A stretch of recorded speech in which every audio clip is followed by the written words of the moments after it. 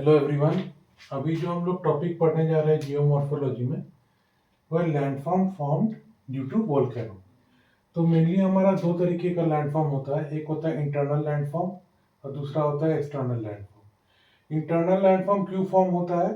Fisher eruption के कारण। Mainly जो फिशर एरप्शन के कारण होता है ये फॉर्म होता है, ये हम पिछले वीडियो में मैं डिस्कस कर चुका हूँ। और एक्सटर्नल लैंडफॉर्म होता है, एक तो सेंट्रलाइज्ड इरप्शन के कारण फॉर्म होता है, दूसरा फॉर्म होता है फिशर इरप्शन के कारण। सेंट्रलाइज्ड इरप्शन के कारण हमारा क्या क्या लैंडफॉर्म होता है? सिंडर कोन, कंपोजिट कोन, शील्ड वोल्केनो, पैरासाइटिक वोल्केनो, ये सब होता है। और फिशर इरप्शन के कारण हमारा volcanic plain, volcanic plateau, volcanic island.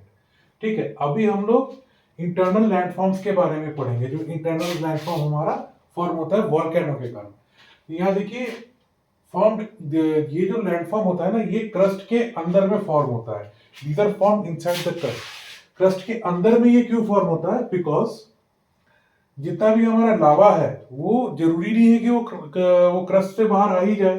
ठीक है, तो कुछ कुछ जो लावा है हमारा क्रस्ट के अंदर भी डिपॉजिट होता है, तो उसके कारण से ही हमारा इंटरनल लैंडफॉर्म का फॉर्मेशन होता है।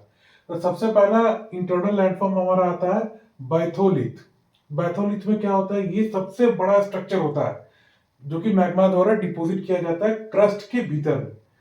बैथोलिथ के परपेंडिकुलर में मेरा सिल फॉर्म होता है, बैथोलिथ के पैरेलल में हमारा डाइक फॉर्म होता है। ठीक है, पैरेलल डिपोजिशन होता है बैथोलिथ में। ये लैकोलिथ और लोपोलिथ ये बैथोलिथ पे डिपॉजिट होता है। ठीक है, ये हमारा हो गया। ये लोपोलिथ और ये हमारा इस पर डिपॉजिट होता है जो शीट होता है। और ये जो हमारा फाइकोलिथ होता है, phacolith is deposited on anticline and syncline of the, माने चढ़ाई पे, माने चढ़ाई का जहां से चढ़ाई शुरू होता है, जहां पे आपका चढ़ाई खत्म होता है, यहाँ पे जो दो डिपॉजिट्स होते हैं इसको हम लोग बोलते हैं फाइकोलिथ। और शीट जो होता है, sheet is also deposited on batholith but that is thinner than sill. तो हमारा इंटरनल लैंडफॉर्म्स पे क्या क्या होता है? Batholith, sill, dyke, laccolith, lopolith, ficolith and sheet. Okay, these are the structures which are formed in the internal landforms, due to fissure eruption. अभी हम लोग एक्सटर्नल स्ट्रक्चर्स पढ़ेंगे जो कि सेंट्रलाइज्ड इरप्शंस के कारण हमारा फॉर्मेशन होता है। तो सबसे पहला हमारा होता है सिंडर कोन। ये होता है सेंट्रलाइज्ड इरप्शन के कारण ही फॉर्मेशन होता है। तो ये मैग्मा चैम्बर है हमारा, ये हमारा मैग्मा चैम्बर है, ये हमारा क्रस्ट है। तो क्रस्ट को बार बार ये मैग्मा जो है, तो मैग्मा चैम्बर निकलना चाह रहा है। ये हो गया हमारा वोल्केनो का पाइप। और ये जो हमारा होता है डिपॉजिट हमारा कढ़ा रहा है। तो इसमें क्या होता है? सॉलिड पार्टिकल, जो सॉलिड सब्सटेंस होता है, they are more in number. ठीक है, ये हमारा ऊपर में क्रेटर बना है। क्रेटर का ही फर्दर जो इरोशन के कारण क्रेटर में हमको काल्डेरा बनता है। और ये जो साइड में जो डिपॉजिट हो रहा है, ये हमारा स्मॉल पार्टिकल्स होता है, स्मॉल सॉलिड पार्टिकल्स होता है। ये साइड में जो डिपॉजिट होता है इसको हम लोग स्लिट बोलते हैं। तो मैग्मा चैम्बर्स क्या हो रहा है? सेंट्रलाइज्ड इरप्शन के कारण हमारा क्या हो रहा है? मैग्मा चैम्बर जो होता है सेंट्रलाइज्ड इरप्शन के कारण ये कोन के फॉर्म में जमा होता है। ठीक है, तो जो बिग साइज सब्सटेंसेस होता है ये पाइप के पास हमारा जमा होता है। और जैसे जैसे पाइप से हम दूरी बनाते जाएंगे हमारा स्मॉल साइज सब्सटेंस हमको देखने को मिलेगा। Next is composite cone. Composite cone ये जो होता है, ये इसका हाइट सबसे ज्यादा होता है। तो इसमें क्या होता है? जैसे मान लीजिए कि हमारा वोल्केनिक इरप्शन हो रही है, सेंट्रलाइज्ड इरप्शन का ही लैंडफॉर्म है। ये देख लीजिए कंपोजिट कोन, ये सेंट्रलाइज्ड इरप्शन का ही लैंडफॉर्म है। तो इसमें क्या होता है कि मैग्मा डिपोजिशन, जो मैग्मा जो है आपका सेंट्रलाइज्ड इरप्शन से निकलता है। और ये हमारा फेज 1 डिपोजिट हो गया, विसस प्लस सॉलिड सब्सटेंस, ये दोनों इसमें रहता है। अभी क्या हुआ? दोबारा से फिर से हमारा मैग्मा निकल रहा है सेंट्रलाइज्ड इरप्शन के कारण। ये जो कंपोजिट कोन होता है, they are formed at the place of active volcano, please remember. ठीक है, तो फिर क्या फेज 2 इस तरह से हमारा, फेज 2 जब फॉर्म हुआ फेज 1 को इस तरह से डिस्प्लेस कर दिया, फेज 1 को फिर ऊपर भेज दिया। तो इसी तरह क्या होगा? जब फेज 3 फॉर्म होगा, फेज 2 हमारा ऊपर चला जाएगा, फेज 3 नीचे। फेज 2 देखिए ये ऐसा फॉर्म हुआ, फेज 1 को इस तरह से ये डिस्प्लेस कर दिया।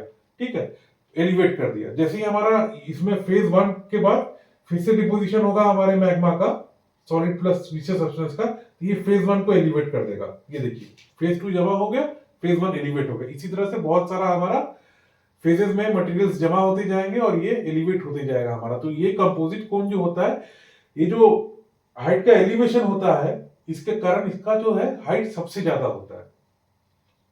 अभी आइए हमारा सील्ड वोल्केनो, ये भी हमारा फॉर्म होता है सेंट्रलाइज इरप्शन के कारण। इसमें जो होता है मैक्सिमम सब्सटेंस हमारा जो होता है विसियस होता है, मैक्सिमम सब्सटेंस आपका विसियस। इसलिए क्या होता है, इसका जो हाइट होता है, height is less than width. ये देखिए मैंने लिखा height is less than width. तो ये अगर हमारा अर्थ क्रस्ट है तो यहाँ पे मैग्मा डिपोजिशन हो रहा है विड्थ पे इसके पूरा, और ये छोटा सा हाइट बन गया कोन का। तो जो कोन का हाइट होता है ना वो हमारा that is less than the width.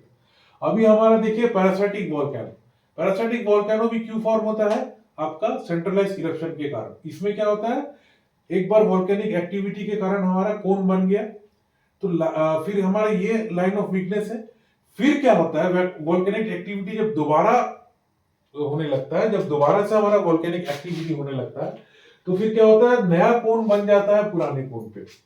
ये पुराने कोन को डिस्प्लेस नहीं करता है। जैसे अब आप इसको कंफ्यूज कर जाएंगे कि सर ये कंपोजिट कोन और इसमें क्या अंतर है।